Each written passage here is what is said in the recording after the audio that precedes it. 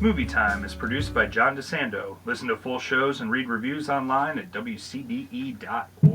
I'm John DeSando. I'm Jordan Hanhilammi. And this is It's Movie Time. Yeah, it is. And boy, this is pandemic time. We are fortunate to be secluded into a studio here Yes, to right. tape this. Been around only 100 some years. I don't know what's creeping around in here, but nothing like that. Nothing like our virus. So we are indebted to Netflix for the two of us being able to review a movie that they've just premiered there, thanks to your suggestion. Yeah, and they've been, the billions of dollars they've been sinking into it. They've been pumping out content pretty regularly. Yeah. So it was nice to have a feature film just released here in this last week. Yeah, and what is it, Jordan? Lost Girls. Okay. Yeah, What's this about? directed by Liz Garbos, who's been, this is, I believe, her feature debut, or narrative feature debut. Right, She's been doing documentaries for years. Yep. So not surprising that she chooses it based on a true story to do her first Yes. narrative feature on. Again, based on the true story that overall circles around the overarching storyline of the Long Island serial killer. But this movie is more about focusing on victims and understanding some of their story, still also mixed in with a mystery of trying to figure out who is responsible, but with a lot of the focus being on the victims and humanizing the women involved. Yeah, and I think that's a great point. You're not going to get the intricacies of a mystery. The novel from which they took it really said it's an American mystery. And it is. We know from the outset that they don't know who the Long Island serial killer is. Right. So you're not going to get in here to get one of these great detective thrillers. Mm-hmm. And you're so right. And the thing that impressed me about Lost Girls is Amy Ryan's portrayal of Mary Gilbert. Amy Ryan's portrayal of Mary Gilbert. Yep. Harkens back a bit to her breakout of Gone Baby Gone. Oh, thank you, yes. Which was, came onto the scene with a force, and, she's been, to me, she's been somebody to watch ever since. I always enjoy when I know she's in something. Well, here she's perfect as the harried single mom whose daughter Shannon just is gone. Yep. And as the story unfolds, and this is why Garbus is so good with this, it's not just a straight documentary. You're getting inside the mind of Amy and seeing the effect that what she has done with her children has. I mean, it's not just that her daughter has become a sex worker and is not showing up. It's that it's all rippled from. It's not all rippled from, but many of the circumstances have to do with her role as a mother. Yes, very much so. Very much so. And that's, I think we can say, we both enjoyed this movie in terms of really being really well made. And actually, I would say to an extent for me where I would have, I don't say this often, but I would have been good with it being another maybe 15 or 20 minutes longer. It's a relatively short film. Yeah, 95 minutes, I think, right. And it, they do a great job of, kind of exploring some of the inside intricacies of a situation like this and a family like this that's obviously has it's made very clear that there's a lot of history, a lot of things that led to some of the dysfunction that we're seeing. Right, exactly. Come on, and responsibilities like mom puts Shannon up to be a foster child because she can't deal with her bipolar nature.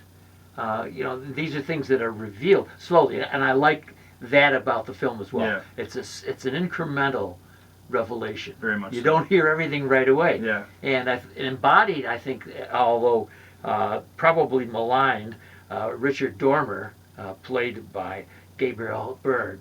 The poor guy. I really sympathize with him, and I know the cops were slack on this. But think about it. Oh, another prostitute. Yeah. No, that's wrong. That shouldn't be the way they do. But living, as they're working in a high-end county, lots of rich people, and you've got sex traffickers missing and Yep. more missing. It takes them an hour to get there when she has punched 9/11 for them. Yeah, it reminded me a lot of, when it comes to, my wife and I are both very into true crime and, listening to podcasts, Yes. And watching shows and everything.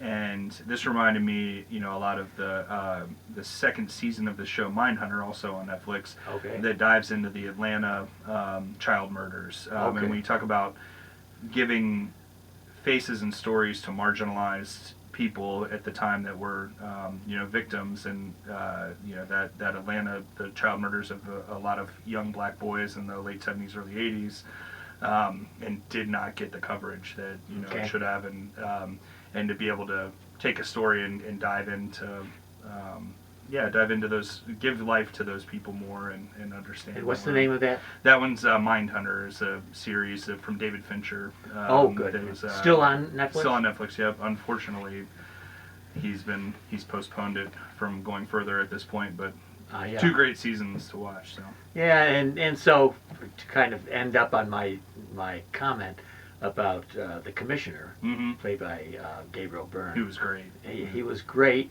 and thankless would be the right word, Yes. but it's the only one Perfect. I can think That's of it. what you're right. Yep. At this point.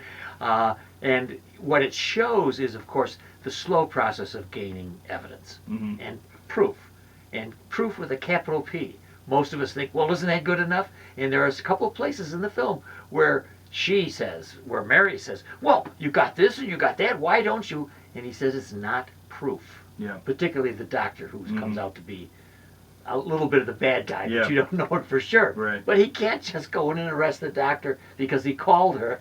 Yeah, he called to say that he had helped or tried to help Shannon. But then you also understand her frustration, because it seems like they won't even look at her phone records or say, they'll find it, and so it's like that, finding that balance. But then there's a really telling scene with her when she comes in and staples the missing papers in the police station up on their bulletin board, and Gabriel Byrne comes out to talk to her, and again, as you're talking about, a nuanced kind of thing from him, trying to let her know that they're doing it, but it's not going fast enough. But as she's leaving, the cops are snickering and laughing in the background, and that they're not, that just isn't being taken seriously. Yeah, right.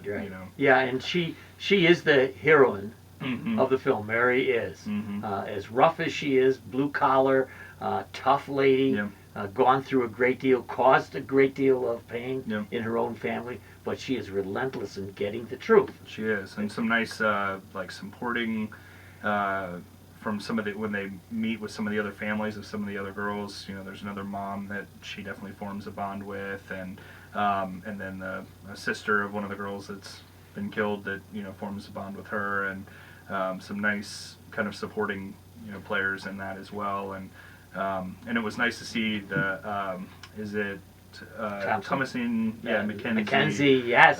Seeing her pop up Good from choice. Jojo Rabbit, having her back.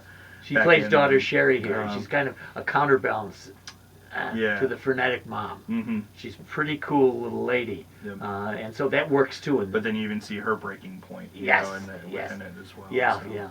Well, Jordan, it's an enjoyable film in the sense of, are you interested in how crime is handled in our country? Yep. Are you interested in what happens to young women when they get into a very high risk business, and how that reverberates to families? It's called Lost Girls. What grade, Jordan, do you award it? I'd go with a B+, I would say. And I am very much with you on that. It's not quite perfect, but then the whole business is not perfect. Yep. I'm excited to see more of her work, and so it's definitely a very deliberate film, and very well shot. And, just Liz Garbus, does more, she's the filmmaker. And I'll tell you, at this time, I have to once again thank Netflix for allowing us to share this film together on air. Yes, agreed.